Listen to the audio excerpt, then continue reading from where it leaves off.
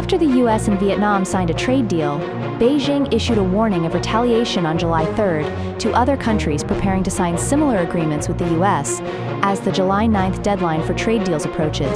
China's Ministry of Commerce spokesperson, He Yongqian, said that the Chinese Communist Party firmly opposes any party reaching a deal at the expense of China's interests, and that China will resolutely counter it. Beijing issued similar warnings in late June and in April. Beijing's warning came after the US signed a trade agreement with Vietnam a day earlier, where all Vietnamese goods shipped to the US will be subject to a 20% tariff and 40% tariff for goods transshipped through Vietnam to the US. The Trump administration raised concern about transshipment, where Chinese goods are shipped to Vietnam, relabeled and repackaged, with minimal processing to appear as if they were made in Vietnam.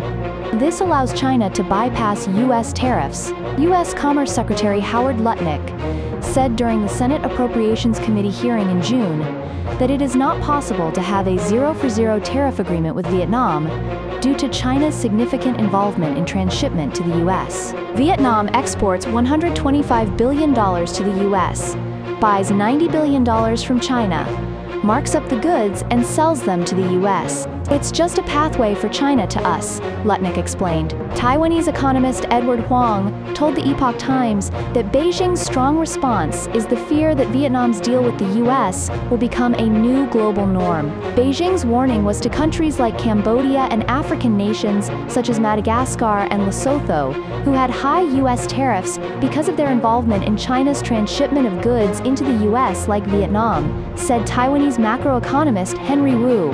These countries could sign agreements with the US and shut down China's transshipment practice.